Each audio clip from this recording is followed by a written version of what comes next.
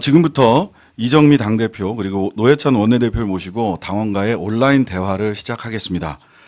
지난 2월 6일 날 당대표님께서 온라인 대화를 통해서 당원과의 소통의 시간을 가졌는데요. 이번이 두 번째 시간입니다. 예, 뉴스를 통해서 많은 분들 이미 소식을 접하신 분들도 계시고요. 어제 오늘 중앙당과 시도당에서 발송한 문자로도 내용 전달 받으셨을 텐데요. 오늘은 이정미 당대표님뿐만 아니라 노회찬 원내대표님까지 같이 모시고 민주평화당과의 공동교섭단체 구성에 관한 이야기를 당원들과 온라인을 통해서 한번 나눠보도록 하겠습니다. 오늘 온라인 대화는요, 먼저 당대표님 말씀 듣고 그리고 그 다음에는 원내대표님께서 경과를 포함해서 원내대표님 말씀 듣고요. 그리고 사전에 당원 게시판 통해서 받은 제안과 질문에 대해서 답변을 드리도록 하겠습니다. 그리고 마지막으로는요, 이 페이스북 라이브 방송 보고 계시는 분들께서 페이스북 그 페이지에, 라이브 방송 페이지에 직접 올려주신 질문에 대해서 답변을 받는 시간을 갖도록 하겠습니다. 페이스북 라이브 방송이 있는 곳에다가 질문을 올려주셔야 저희들이 답변을 드리기가 편하니까요. 답변을 드릴 수 있으니까 여기에다가 꼭 질문을 올려주시면 좋겠습니다. 이정미 당대표 그리고 노회찬 원내대표 두 분 모시고요. 민주평화당과의 공동교섭단체 관련된 이야기를 나누는 시간 갖도록 하겠습니다. 사전에 당 게시판을 통해서 질문해 주신 부분들에 대해서 답변하는 시간도 가질 거고요.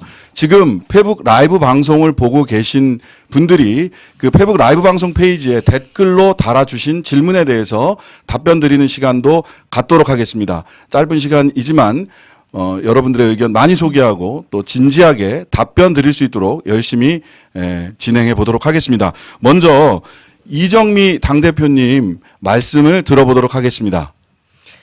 네, 당원 여러분 안녕하세요. 지난 2월 달에 이어서 오늘 두 번째 페북 라이브 방송을 통해서 여러분들을 찾아뵙게 됐습니다. 특히나 오늘은 아마 정당 역사상 처음일 거라고 생각하는데요. 한 정당의 당대표와 원내대표가 같이 라이브 방송을 진행을 하게 되었습니다. 일요일 날 저녁부터 그 다음날 아침까지 많은 당원들께서 뉴스를 보고 좀 많이 놀라셨을 겁니다. 한편에서는 기대도 있으셨고 한편에서는 굉장히 많은 우려의 목소리도 저에게 전해주셨습니다. 아니 정의당이 민주평화당하고 합당한다는 거냐 아니면 그 합당에 준하는 일을 지금 추진한다는 것인가, 우리 당이 그동안 지켜왔던 진보정당의 정체성과 가치가 이 과정을 통해서 훼손되는 것은 아닌지 이런 여러 우려들을 말씀을 해주셨습니다. 조금 이따 원내대표님께서 공동교섭단체라는 것이 어떤 것인지 상세하게 설명을 드리겠습니다만 이것은 민주평화당과의 합당 과정이 전혀 아니다라는 걸 먼저 말씀을 드리고요. 원내에서 여러 정당이 하나의 공동교섭단체를 구성해서 공동의 정책 과제를 함께 추진해 나가는 그런 과정으로 이해해 주시면 좋겠습니다. 원내 의총의 어떤 결과가 마치 이제 민주평화당과의 공동교섭단체 구성을 확정 지은 것으로 결정을 한 것으로 또 오해하시는 당원들이 많이 계신데요. 이것이 원내에서 추진되는 일이기 때문에 의원단들이 책임 있게 이것에 대해서 판단을 하는 것은 필요하지만 결과적으로는 이 일을 최종적으로 결정하는 것은 당에서 진행을 하는 것입니다. 그래서 일요일 날 의총을 통해서 상무위원회 보고를 받았고 17일 날 전국위원회에서는 민주평화당과의 공동교섭단체 추진을 위한 협상을 시작할 것에 대한 승인 여부를 묻는 그 절차를 밟게 될 것이다. 그래서 과정상에 대한 오해도 없으셨으면 하는 생각이 듭니다. 여러 이 일을 추진하는 것에 대해서 제가 당 게시판에 제 의견과 당원 여러분들께 드리는 글을 상세하게 정리를 했습니다. 다만 이 자리를 빌어서 한 가지 꼭 말씀을 드리고 싶은 것은 지난 촛불혁명 이후에 우리 대한민국의 대개혁의 모든 과제가 지금 대한민국 국회 앞에서 다 멈춰서 있습니다. 불행히도 탄핵 대통령을 배출했던 자유한국당이 아직도 제1야당으로 존재를 하고 있고 또 보수 야당이 두 개로 늘어난 그런 상황에 놓여 있습니다. 그래서 국회 내에 어떤 개혁 입법 과제라든가 우리가 원하는 국민들의 요구를 반영해 나가기가 굉장히 어려운 이런 상태에서 정의당이 6석의 의석으로 고군분투해왔지만 이 일을 실현해 나가기가 만만치는 않았습니다. 많은 국민들이 정의당이 하는 이야기는 굉장히 옳지만 문제 해결 능력을 보여달라고 하는 측면에서 이번에 저희에게 던져진 이 공동교섭단체라고 하는 이 숙제를 적극적으로 받아하는 것이 필요하지 않겠는가. 특히 진보 정당에서 정말 그 십수년 동안 해결하지 못했던 두 가지 핵심 과제가 있습니다. 하나는 선거제도 개혁을 통해서 진보 정치가 민심을 그대로 반영하는 의석을 확보하고 유력한 집권 정당으로 나갈 수 있는 그 길을 닦는 문제. 이 숙제가 하나가 있고요. 또 하나는 그동안 수십 년 동안 이 진보 정당을 괴롭혀왔던 남북 관계가 지금 획기적으로 그 길이 뚫리고 있습니다. 그래서 4월 달에 있을 남북 정상회담과 5월 달에 북미 정상회담의 성과를 제대로 우리가 실현해냄으로 인해서 진보 정당이 더 이상 어떤 이념적인 문제로 곤란을 겪고 어려움을 겪지 않는 그런 상식적인 사회로 나가는 그 길목에 놓여 있습니다. 이 과정에서 국회에서 또 해야 할 역할들도 굉장히 막중하다고 생각합니다. 이 두 가지를 오히려 주도적으로 정의당이 풀어나갈 때 진보 정당의 위상과 지위도 훨씬 더 강화될 수 있고 그리고 국민들이 바라는 대개혁의 과제도 정의당이 누구보다 앞서서 실천해 나갈 수 있는 그런 정당으로 평가될 수 있다. 저는 이런 확신을 가지고 당원 여러분들과 오늘 대화를 나누려고 합니다. 감사합니다.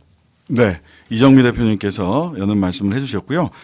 예, 바로 이어서 우리 노회찬 원내대표님, 우리 당원들께 한 말씀 해주시면 좋겠습니다. 네, 안녕하십니까, 노회찬입니다. 공동교섭단체에 대한 당내 토론을 위해서 이 자리에 나왔습니다. 이 공동교섭단체라는 것은 국회법 어디에도 나와 있지 않는 단어입니다. 국회법에는 교섭단체라는 말만 있습니다. 그러니까 국회에서 모든 결정을 함에 있어서 의사일정을 정하거나 여러 가지 다룰 법안들, 표결에 회부할 법안들을 정하거나 이렇게 할 때 교섭단체들끼리 모여서 정합니다. 비교섭단체가 되면은 그런 논의에 참여를 못합니다. 20석이 안 되는 정당들은 교섭단체를 만들지 못하니까 논의 테이블에 앉을 수가 없습니다. 정의당은 각종 사안에 대한 우리 입장이 그동안 있어 왔지만은 교섭 테이블에 앉지 못함으로써 비교섭단체이기 때문에 우리의 생각이 어떤 것인지 국민들에게 알릴 기회조차 갖지 못했습니다. 그래서 이번에 또 20석이 마찬가지로 되지 않는 민평당과 공동교섭단체를 꾸리게 되면은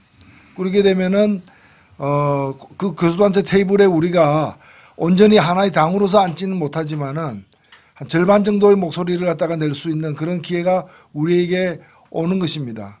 그렇기 때문에 공동교섭단체를 이루게 되면은 원내에서의 교섭력, 국민들에게 우리 뜻을 알리는 그런 힘에 있어서 그 이전과는 확연히 다른 위치에 놓이게 됩니다.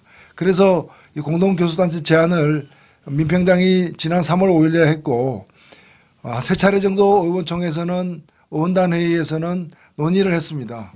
왜 의원단 회의에서 결정하느냐? 의원단에서 결정하지 않았습니다. 최종 결정은 당에서 만든 절차에 따라서 당원들의 의견이 수렴된 상태에서 결정이 될 것입니다. 다만 이 논의를 시작함에 있어서 일단 국회 내에서 의정활동을 펼치고 있는 의원단에서 이 문제에 대한 생각을 내외에서 모아서 그 의견 분포를 당에 보고하고 당에서는 그것을 감안해서 또 논의를 진행하는 것이 효율적이기 때문에 의원단에서 먼저 의견을 모아봤던 것이고 의원단 내에도 다양한 의견들이 있습니다. 다수 의견, 소수 의견들이 있고 그것을 그대로 있는 대로 지난 월요일 날 어저께 상무회의에 엊그제 상무회의에 보고를 한 것입니다. 그런데 많은 분들이 걱정하는 것은 이렇습니다. 민평당하고 우리는 그동안 생각도 철학도 많이 다른 걸로 봐왔는데 이렇게 같이 공동교섭단체를 꾸리면은 같은 당이 되는 거냐 또 같은 당으로 오인받는 거 아니냐 하는 그런 걱정들이 많습니다. 충분히 있을 수 있는 일이고 이해가 됩니다. 저도 사실 걱정이 됩니다. 그런데 왜 그런 공동교섭단체를 하느냐? 이 공동교섭단체라는 것은 모든 걸 같이 하는 것이 아닙니다. 뜻이 같은 건 같이 하고 그렇지 않은 건 다르게 합니다. 예를 들면 이번 평창올림픽에서 남북 공동선수단 구성하는 거하고 마찬가지입니다. 남북 공동선수단을 구성했지만은 시합에는 여자 아이스하키 외에는 전부 다 따로 했습니다. 서로 같은 팀을 구성 안 했기 때문에 따로따로 경쟁하는 것이고 다만 한 게임, 한 경기 즉 여자 하키와 같은 경우에는 같은 팀을 구성한 겁니다. 우리는 그동안에도 민주당이나 아니면 민평당이나 다른 어느 정당하고도 뜻이 같을 때는 공조를 했습니다. 그 선택적으로 연대를 하고 차이가 나는 것은 독립적으로 독자적으로 활동해 왔습니다.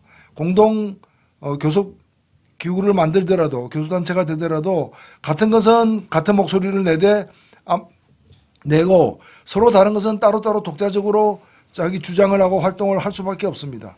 그러면 왜 이걸 만드느냐? 공동교섭단체를 만들면은 서로가 같은 사안이 있을 때 교섭단체 이름으로다가 그걸 발표하거나 추진하게 되면은 훨씬 더 그것이 관철될 어떤 또 국민들에게 알릴 효과가 크기 때문입니다. 그리고 공동교섭단체가 되면은 아무래도 지위가 국회 내에서 위상이 높아지는 것이기 때문에 설사 우리가 다른 당과의 차이점이 있다 하더라도 민평당과 서로 다른 의견이 있다 하더라도 오히려 그 차이가 더 잘 부각되는 그런 또 계기가 마련되기 때문에 여러모로 당의 활동에 있어서 양호한 조건을 만들어낼 수 있다고 생각됩니다.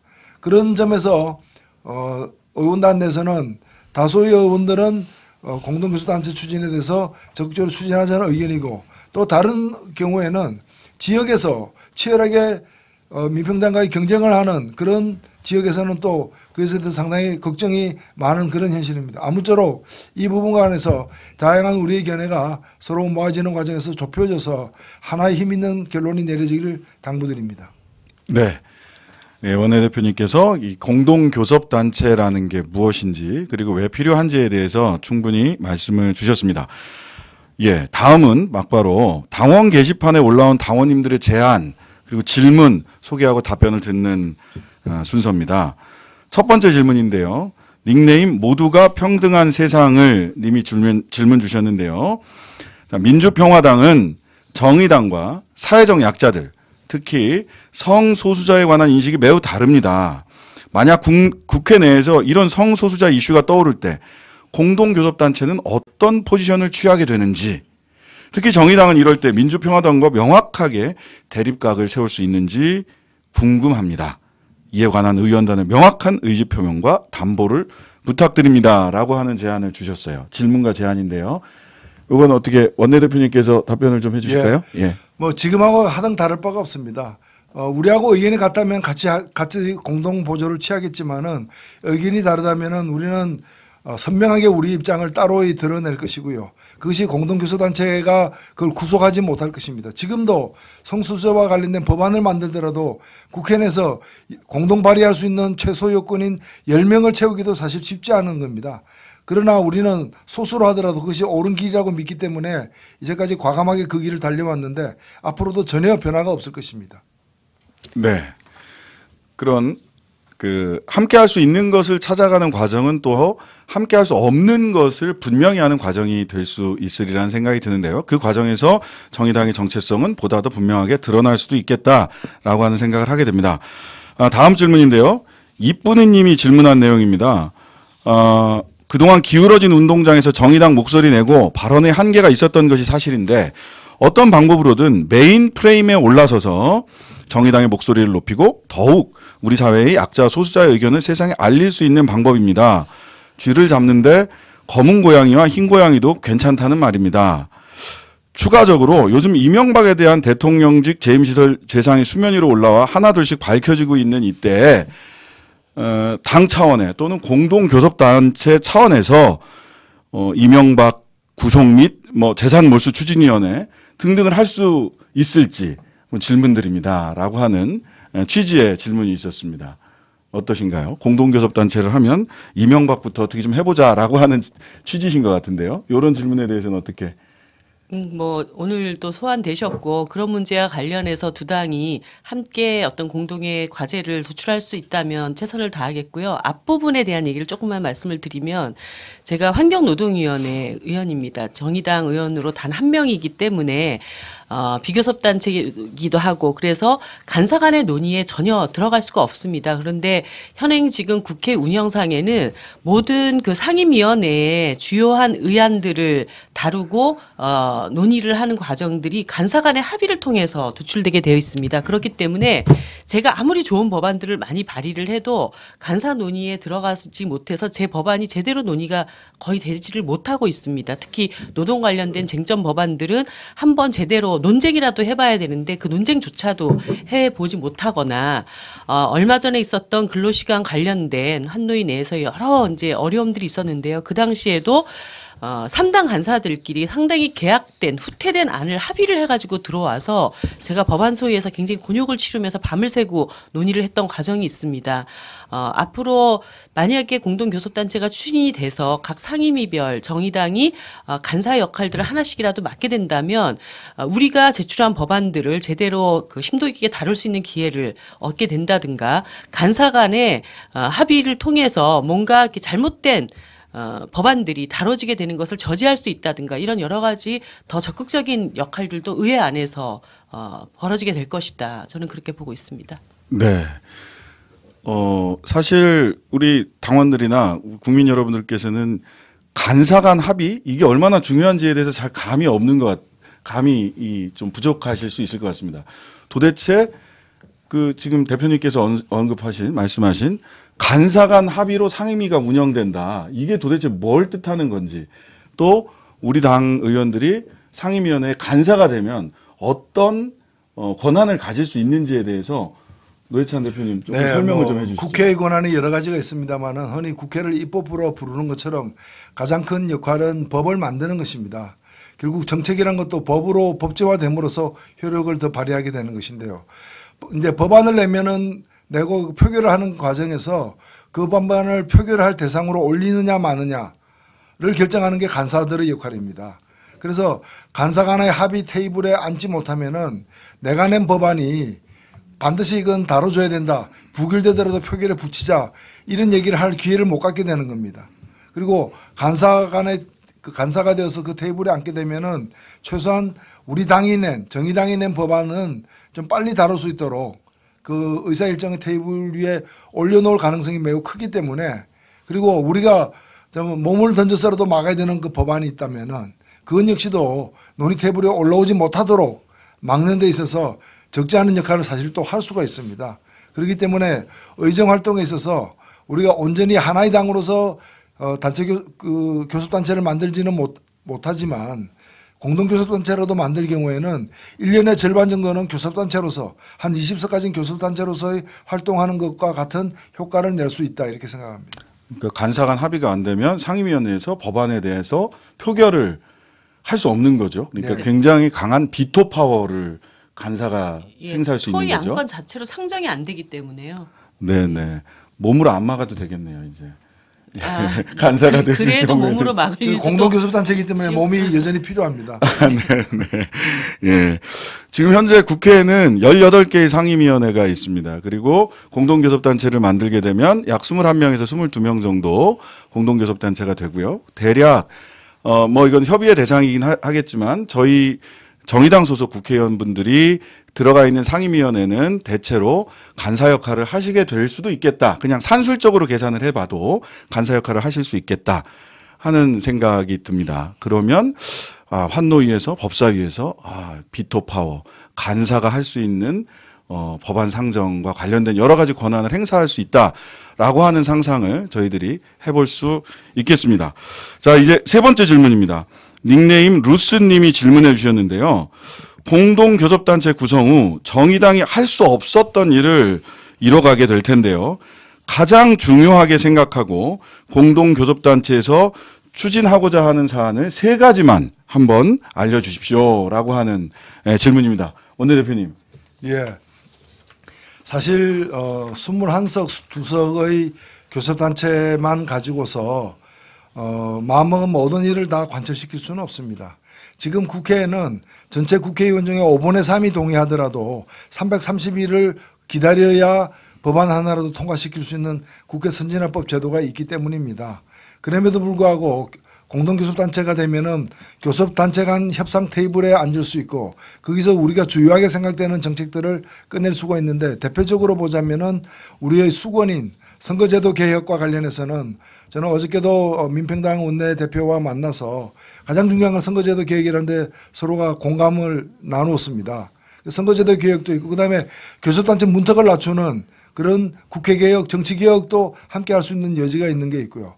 한반도 평화를 위해서는 거의 입장이 큰 차이가 없기 때문에 같이 할 수 있는 일도 많고 그다음에 지금 한국 GM 사태 해결을 위한 해법 마련에 민평당, 민주당 등과 머리를 맞대고 있습니다. 이런 일이 공동교섭단체를 이루게 되면 좀 더 힘을 더 얻을 것으로 저는 기대를 하고 있습니다. 네. 선거제도 개혁, 그다음에 한반도 평화, 그다음에 한국 GM 등 노동 현장에서 지금 벌어지고 있는 민생 현안, 노동 현안 이런 부분에 우선적으로 공동교섭단체가 힘을 모아야 되겠다라고 하는 이런 말씀이셨습니다. 당원 게시판에 찬스 님이 질문한 내용입니다. 두 가지 질문을 하셨는데요. 우선 조건부로 공동교섭단체 구성에는 찬성합니다. 하지만 몇 가지 의문점이 있어 질문드립니다. 첫 번째 질문은요. 특정 지역에 근거한 민평당과 전국적인 진보정당을 꿈꾸고 지역주의를 해소하고자 하는 정의당과의 차이에 대해서 어떻게 생각하시나요?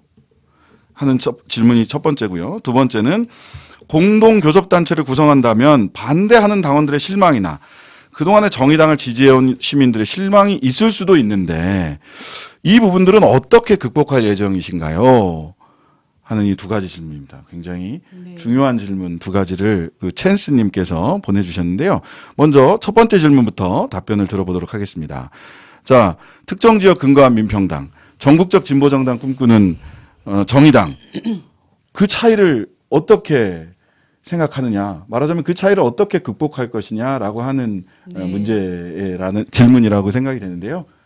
대표님께서 우리가 이제 공동교섭단체는 정체성을 훼손하는 것이 아니다. 이 얘기를 하니까 그러면 정체성이 서로 달라도 공동교섭단체를 구성할 수 있다면 자유한국당하고도 할 수 있는 것 아니냐. 저는 이런 역질문을 좀 받아본 적이 있습니다. 네. 그런데 중요한 것은 자유한국당과 정의당은 공통점이 하나도 없다는 것입니다. 공통의 정책까지를 같이 풀어나갈 수 있는 점이 하나도 없기 때문에 그 당과는 공동교섭단체를 구성할 일이 없습니다. 그런데 민주평화당 그 당이 지금 성격이 어떠냐, 그 당이 그 지역주의의 문제가 어떠냐 이런 것이 중요한 게 아니라 현재 그 당과 우리 당이 공통점을 굉장히 중요한 지점에서 몇 가지 확인을 할 수 있고 그것이 우리 당이 추진해 나가려고 하는 방향과 큰 틀에서 차이가 없다면 공동교섭단체라는 그라운드를 만들어서 우리 당이 해나가고자 하는 일을 우리가 잘 실현해 나가는 것이 더 중요하다고 생각을 합니다. 두 번째로는 이것을 만드는 것이 민주평화당과 우리가 앞으로 있을 여러 가지 선거 과정에서 연대를 해야 된다든가 이런 것을 전제하고 추진하는 일이 전혀 아닙니다. 호남 지역에서는 여전히 호남 개혁의 선두주자로서의 정의당의 정체성을 분명히 하고 그간의 호남 지역에서 여러 낡은 정치, 구태 정치를 보여줘 왔던 정치 세력과 개혁 경쟁을 통해서 그 부분에 대한 심판을 분명하게 또 주장을 하고 저는 이런 과정들을 거쳐갈 것이라고 생각을 합니다. 네.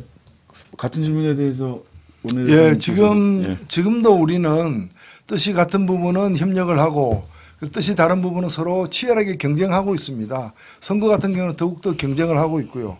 그리고 정치개혁이나 개헌 같은 거는 뜻이 같은 부분에서는 협력하려고 하고 있습니다. 공동교섭단체가 되면 이 협력을 좀 더 힘있게 할 수 있다는 뜻에서 공동교섭단체를 추진하고 있는 거고 우리가 서로 뜻이 다른 부분은 지금과 마찬가지로 경쟁을 하게 되겠죠. 다만 우리가 공동교섭단체가 되면은 정의당이 다른 당과 다른 점도 크게 부각될 수 있다는 점에서 저는 굉장히 의미 있는 그런 환경이라고 생각됩니다. 네. 예, 단독 교섭단체였으면은 뭐 얼마나 좋았겠습니까만 공동교섭단체를 꾸리다 보니까 이런저런 걱정들이 있는 것은 사실인 것 같습니다. 다만 그래서 온전히 내 지렛대도 아니고 그렇다고 해서 마음에 100% 들지도 않지만 국회에서 강력한 지렛대가 생기는 것에 대해서 굳이 그거를 버리고 갈 이유는 없지 않은가라는 생각도 해보게 되는데요. 예를 들어서 뭐 이것이 이제 적절한 비유인지 모르겠지만 정의당은 그동안 종교인 가세에 대해서 줄기차게 주장을 해왔습니다. 그런데 사실 이런 문제가 사회적인 이슈가 잘 되지를 되지는, 못했죠. 예, 예. 왜냐하면 다른 정치 세력들이 그것을 상당히 방어를 하고 있었고, 그런데 이것이 교섭단체 내부에서 한번 논의가 됐다. 공동교섭단체에서 내부에서 논의가 됐는데 그 교섭단체들 간에 그 공동교섭단체 내부에서 이 이견이 표출됐다. 도대체 왜 그 당에서 그런 그 교섭단체 안에서 어떤 이유 때문에 각각 그 이견이 충돌을 했는가. 그래서 그동안 우리가 국민들께 이 문제가 얼마나 중요한지 알리고자 했던 일들이 훨씬 더 많이 부각되고 국민들께 그 문제 본질들을 더 많이 지지를 얻을 수 있는 그런 기회를 얻게 되지 않을까 저는 그런 생각이 듭니다. 네. 두 번째 질문은 또 중요한 질문으로 보입니다. 예. 공동교섭단체를 구성한다면 반대하는 당원들의 실망이나 그동안 정의당을 지지해온 시민들의 실망이 있을 수도 있는데 이거 어떻게 극복해 갈 거냐. 예. 네, 이런 질문입니다. 이 부분에 대해서 먼저 원내대표님께서. 예, 사실 이 예. 공동교섭단체라는 거는 한국 정치사에서 유례가 뭐 한 번 정도 있을 정도로 흔한 방식이 아닙니다. 그래서 과연 공동교섭단체가 되면 어떤 상황이 벌어진가에 대해서 대부분의 분들이 이제 실감을 못 하는 과정이고요. 지금 실망도 보면은 구체적인 어떤 이유 때문에 나오는 실망이라기보다는 여러 가지 어떤 우려 때문에 나오는 거기 때문에 저는 실제 상황에 벌어지게 되면은 그렇게 실망할 일도 적어진다고 생각되고, 우리도 지금도 보면은 우리만의 주장을 알리기 위해서 얼마나 또 많은 지역에서 또 많은 당원들이 노력을 합니까? 우리가 뭐 유인물도 홍보 캠페인 다양한 활동을 하는데 공동교섭단체를 이루면은 그러한 우리만의 어떤 고유의 어떤 목소리도 더 크게 낼 수 있다. 더 국민들에게 더 쉽게 전달된다는 점에서 오히려 당 전체의 활동에 상당한 활력소가 되리라고 생각합니다. 사실 대표님, 네. 진보 정당이 그동안 십수년 동안 굉장히 많은 부침들이 있어 왔습니다. 그래서 정의당이 이제 창당 6년 차로 접어들면서 굉장히 안정적으로 독자적으로 당이 잘 가고 있는데 뭔가 새로운 시도와 실험을 통해서 당이 이제 혼란을 겪게 되지 않을까, 이 걱정이 저는 가장 크다는 생각이 듭니다. 그런데 많은 또 시민들은 이 과정을 이렇게 봅니다. 아, 정의당이 정말 고고하게 자신의 가치를 떼안묻히고 이렇게 그냥 열심히 목소리를 높이는 것만 하는 정당이 아니라 뭔가 정치판에 적극적이고 주도적으로 뛰어들어서 자신의 문제, 그 국민들이 요구하는 문제를 실제로 해결할 수 있는 능력까지를 보여주는 것, 이 기대를 갖게 될 때 저 당을 좀 더 유력한 정당, 집권 가능성을 좀 엿볼 수 있는 정당으로 키워주고 싶다, 이런 생각을 하시지 않겠는가, 이런 판단이 들었고요. 앞으로 그 교섭단체를 운영해 가면서 그런 우려가 기대로 좀 변화되어 가지 않을까, 그런 자신감을 갖고 임하려고 합니다. 네. 지금까지 당원 게시판에 올라온 질문들에 대해서는 쭉 말씀을 좀 해주셨습니다. 지금 실시간 라이브 방송을 하는 동안에 정말 여러분들이 그 의견을 주셨어요. 이 의견들 중에서 몇 가지 의견을 이 주제에 좀 한정돼서 의견을 몇 가지 질문을 좀 하도록 하겠습니다. 먼저 가장 간단한 건데요. 방병현 님이 질문하신 겁니다. 민주평화당과 의견이 다른 부분은 공동교섭단체 이름으로 발표되지 않는 것을 보장하는 건가요? 라는 질문이 있습니다. 두 번째 장에 있는데요. 네. 어떤 거? 예, 의견이 다른 부분은 공동교섭단체, 간단하니까요. 공동교섭단체 이름으로 발표하지 않는 것은 확실한가요? 당근입니다. 네. 네네. 자, 다음 그 밑에 질문도요. 이런 질문. 왜 꼭 지금인가요? 라는 질문이 있습니다. 숙제가 던져졌는데 이 숙제를 밀쳐놓고 그 숙제를 제출해야 될 기한을 넘겨가지고 할 수는 없지 않습니까? 어쨌든 국민들이 이런 도전 앞에 정의당이 어떤 선택을 하는가 기대를 갖고 지켜보고 계시기 때문에 이 과정에서 좀 더 담대하게 우리가 이것이 해볼 만한 어떤 도전이고 아무것도 안 하는 것보다 이걸 안 하는 것보다 이걸 해보는 것이 우리가 해결해 나가야 될 아까 얘기했던 선거제도 개혁이라든가 남북관계 개선에 좀 더 실질적인 도움이 되는 그런 가능성을 열 수 있는 것이라고 한다면 도전하는 것이 훨씬 더 좋다라는 그런 판단입니다. 네. 비슷한 질문인 것 같은데요. 누리님이 질문을 해주셨어요. 합당으로 이어지지 않을 것은 잘 알고 있습니다. 근데 교섭단체를 국회에서 강력하게 목소리 내기 위해서 맨 앞 페이지에 있는데요. 필요한 과정이라는 것도 알아요. 다만 선거철을 앞에 두고 지지자뿐 아니라 일반 국민들께 이를 어떻게 효과적으로 설득할 수 있을지 걱정이 됩니다. 그러니까 선거에 혹시 좋지 않은 영향을 끼치는 건 아닐까요? 라고 하는 질문으로 보입니다. 왜 꼭 지금입니까? 라는 질문과 같은 부분이 연동돼 있기는 한데요. 이 부분에 왜 꼭 선거 때, 선거 앞에 두고 해야 되냐? 선거 때 악영향을 끼치는 건 아니냐? 라는 질문에 대해서 우리 원내대표. 두 당이 뭐 합당한 거 아니냐는 그런 오해가 있을 수 있습니다. 그런 건 적극적으로 불식시켜야 되고 불식시키기 위해서 저희들이 노력할 것이고 또 서로 다른 활동을 하는 걸 보여줌으로써 설득이 될 것으로 보입니다. 선거를 앞두고 나쁜 것만 있는 게 아니라 오히려 정의당이 그전보다 더 목소리가 더 커지고 책임 있는 결정권 있는 그런 일을 더 많이 할 수 있는 가능성이 열린다는 점에서 오히려 정의당에 대한 신뢰도와 지지도가 높아지는 측면도 저는 함께 공존한다고 봅니다. 네, 그 기회가 주어졌을 때 기회를 받아 안아서 이거를 위기로 끌고 갈지 아니면 보다 더 큰 가능성으로 이끌어 갈지 이것이 굉장히 정당에게 중요한 지렛대 그 잣대가 될 텐데 이것을 가능성으로 끌고 가는 모습을 보여드린다면 지방선거 때 저 정당은 좀 더 능력 있는 정당이다. 그런데 거기에 비해서 너무 지지도나 의석이 작다. 더 키워주자. 이런 선택으로 저는 연결될 수 있다고 봅니다. 네. 임지근님 등을 비롯해서 몇몇 분이 이 걱정을 아주 큰 걱정을 하시는 분들이 우리 성소수자분들이나 뭐 장애인 등 특히 성소수자분들이 걱정을 좀 많이 하시는 것 같아요. 맨 뒷페이지에 있는데요. 공동교섭단체의 대표가 만약 반동성애 집회에 참석하고 혐오 발언을 한다면 그럴 경우에 아무리 우리가 개별적으로 각 당이 활동을 한다고 하더라도 공동교섭단체 전체가 그래서 정의당조차도 반동성애 집단으로 혹시 이렇게 규정되면 어떡하느냐라고 하는 걱정입니다. 이 걱정은 어떻게 답변을 좀 이 걱정을 좀 해소를 해주셨으면 좋겠는데요. 예, 공동교섭단체의 대표는 합의된 사항만 공동으로 대표할 뿐이지 합의되지 않는 서로 다른 부분을 갖다가 강제하거나 자기 생각을 전체 이름으로 얘기할 수는 기본적으로 없는 것입니다. 오히려 서로 생각이 다른 점이 있다면은 서로 비교섭단체일 때보다 공동교섭단체를 이름으로써 생각이 다른 것도 더 잘 부각될 수 있다. 다르면 다른 대로 저는 그렇게 생각하고 우리의 생각을 더 잘 알 수 있는 기회가 될 수도 있다고 봅니다. 네. 저는 만약에 이제 저희가 공동교섭단체를 구성을 하게 된다면 어떻게 보면 민주평화당이 그동안 그 인권적 관점에서 21세기 시대의 상황에 시대 정신에 맞는 그런 관점에서 고민해보지 못했던 많은 의제들에 대해서도 앞으로 이런 문제들에 대해서 좀 더 깊숙하게 논의해보고 고민해보시자라고 하는 그런 더 주도적이고 적극적인 역할들 이런 것들도 해보고 싶습니다. 네. 국회가 그렇게 해서 더 많이 변화된다면 좋은 일 아니겠어요? 네, 네. 당원 의견 수렴 절차나 민주평화당과의 협상 등에 관련된 질문들이 또 한 부류로 보면 좀 있습니다. 관련해서 몇 가지 질문을 드리도록 하겠습니다. 뭐 정상인님 등 몇몇 분들이 비슷한 취지의 질문을 하셨는데요. 민평당과의 협상 날짜가 이미 정해져 있지 않나요? 즉, 요 얘기는 협상을 종료하는 날짜를 정해놓고 거꾸로 정해놓고 우리 지금 이 당내 절차 밟아가는 거 아니냐 이제 이런 좀 의구심이 있으신 것 같아요. 전혀 있습니까? 종료는 전혀 그렇지 않습니다. 지금 예를 들면은 전국위원회가 3월 17일 날 있고요.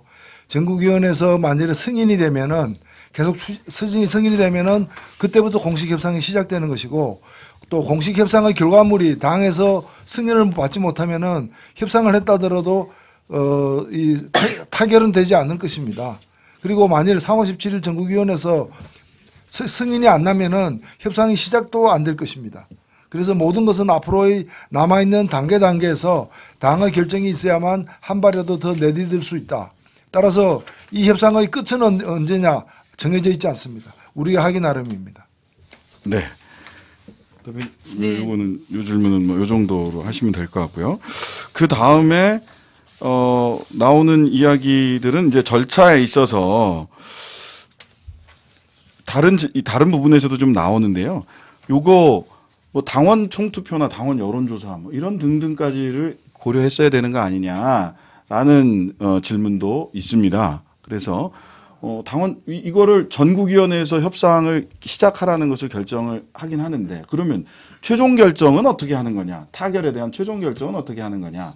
당원 총투표해야 되는 거 아니냐라는 등의 질문이 있는데 이 부분에 대해서 대표님 말씀을 좀 해주시면 좋겠습니다. 네, 그 당원 총투표에 부여할 수 있는 그 내용이 있습니다. 저희 당원 당규상에 당의 합당과 해산에 관한 결정 그리고 당의 대의원대회를 통해서 부의된 안건 그리고 전체 당권자의 5%가 이제 제기한 안건 이렇게 세 가지를 당원 총투표에 붙일 수 있게 되어 있는데요.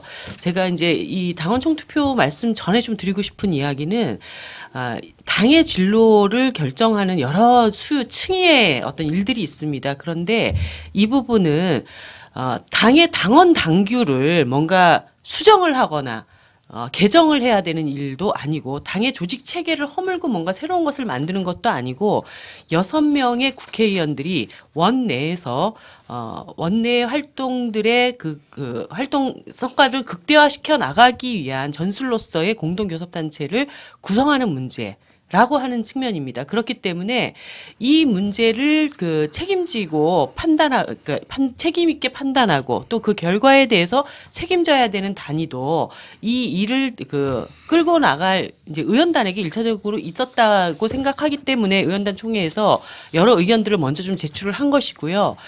그런 수준에서의 문제를 결정하는 단위는 전국위원회 수준이 좀 합당하겠다라고 하는 상무위원회 내부의 논의가 있었습니다. 그래서 물론 상무위 결정 과정에는 여러 의견 수렴 과정이 또 있어야 됩니다. 그래서 어저께부터 각 지역별 지금 순회를 다니고 있고 제가 어저께도 경남과 울산 시당에 말씀을 드린 것은 이런 상황에 이런 상황 때문에 당의 시스템이 존재하는 것이다. 우리가 이제 모든 당 지도부 선출 과정에 당원들의 의견 수렴을 일상적으로 잘 챙겨 나가는 지도부들이 되겠다라고 당원들에게 약속했던 만큼 이 과정들에 대한 의견 수렴도 그 체계를 통해서 정확하게 좀 수렴을 해나갔으면 좋겠다 이런 말씀을 드렸는데요.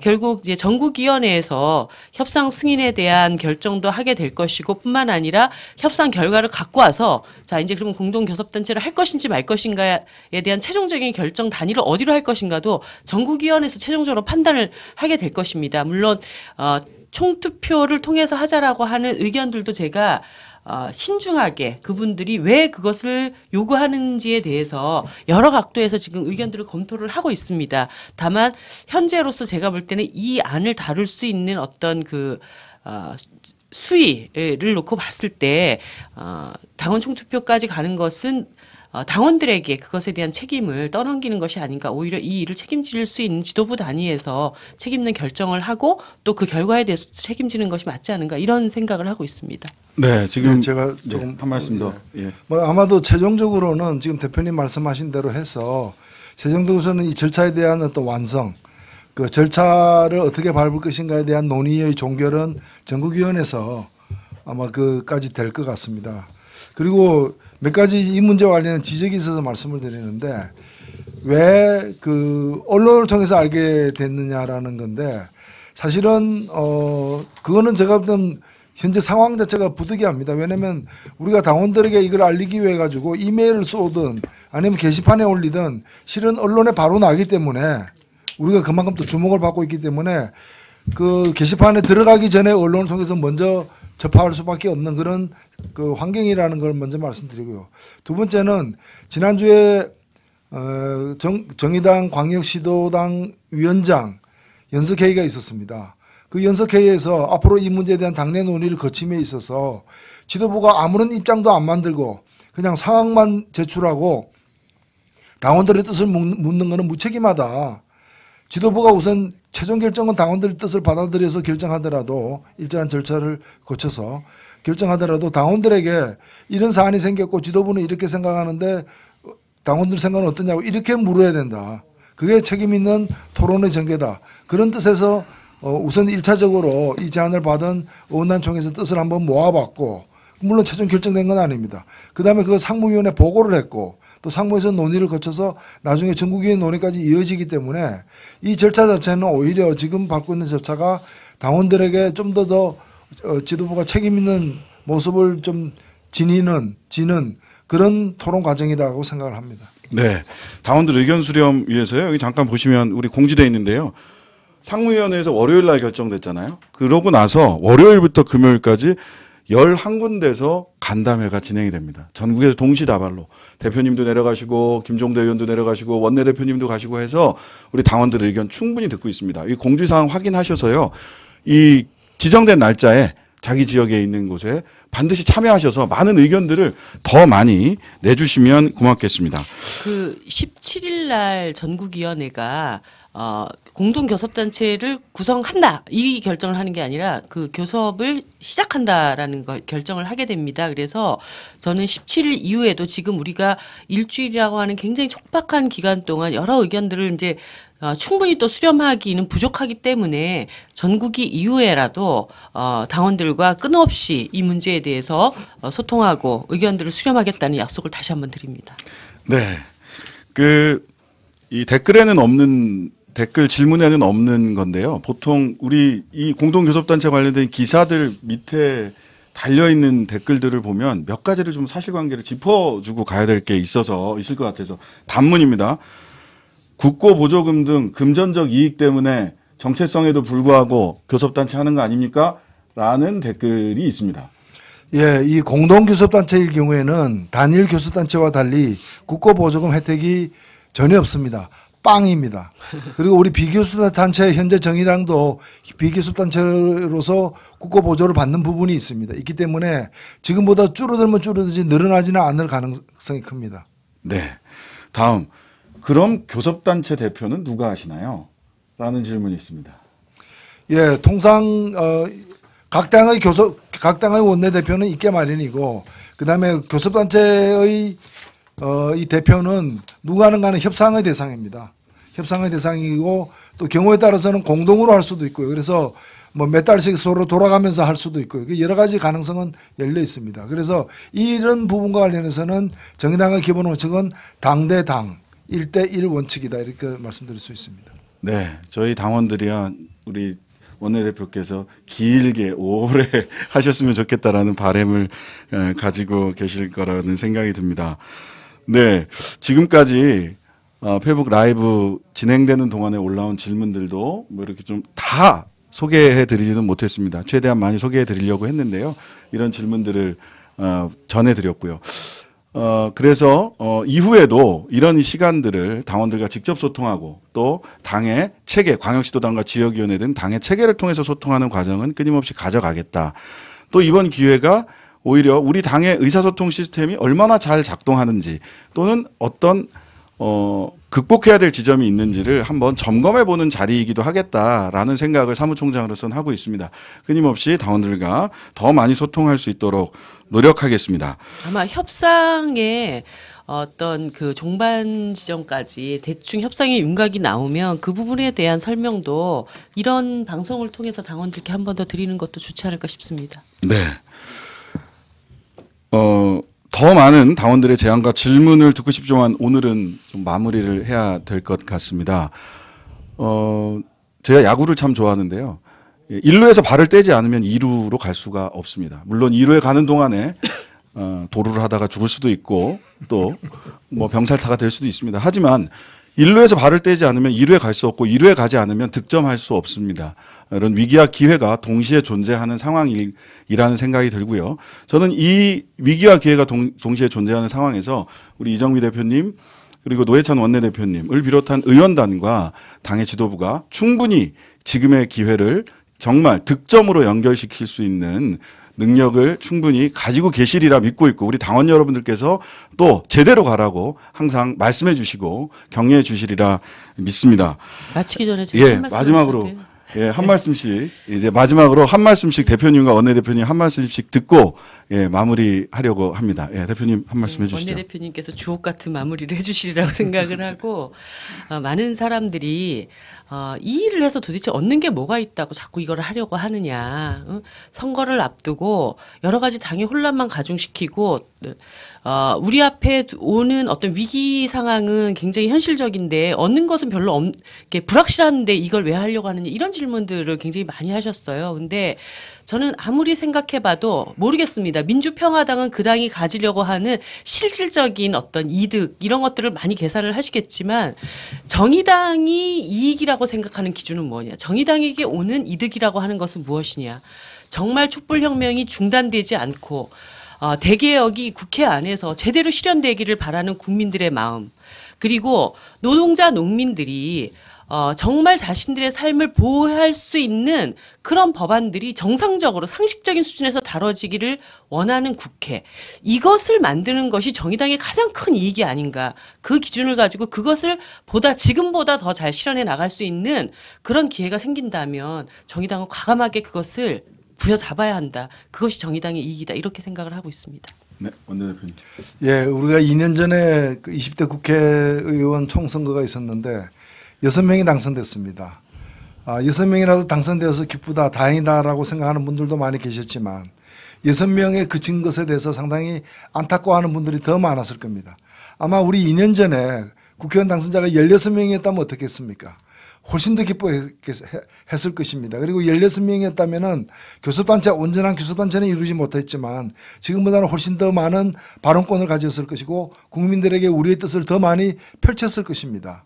공동교섭단체가 되면은 비록 6명이지만 16명의 우리 당내 국회의원이, 정의당 국회의원이 있는 것과 마찬가지의 효과를 발휘할 수 있다는 점에서 저는 당연히 이 선택을 우리는 승인을 해야 되는 것이고 이 길로 가야 되는 것이고, 나아가서 이 길로 갈 때 여러 가지 어떤 오해를 받거나 또는 불편한 일도 없지 않을 것입니다. 그것은 우리의 능력으로 극복을 해야 됩니다. 손에 흙을 묻히지 않고 물을 묻히지 않고 고려청자를 빚어낼 수는 없습니다. 네. 문 밖에 서 있던 정당에서 이제 문 안으로 들어가서 링 위로 올라가서 실력을 보여주는 정당으로 거듭날 수 있을지 저희들은 당원들의 힘과 그리고 우리 원내 의원님들 그리고 우리 상무위원회를 비롯한 당 지도부들의 능력을 총장으로서는 깊이 믿고 있습니다. 당신의 실력을 보여주세요라고 국민들이 이제 물었을 때 우리가 그 물음에 당당한 답변을 할 수 있으리라, 이런 생각을 해봅니다. 당원 게시판에 글 올려주시고 오늘 페이스북 라이브에 함께해 주신 당원 여러분들께 감사의 말씀 드립니다. 우리 방송 초반에 음성이 제대로 기술적인 문제 때문에 제 시간에 시작되지 못한 점에 대해서는 다시 한번 깊이 양해해달라는 사과의 말씀을 드리겠습니다. 자, 오늘은 여기서 마치겠습니다. 하지만 곧 오겠습니다. 다시 돌아오겠습니다. 감사합니다.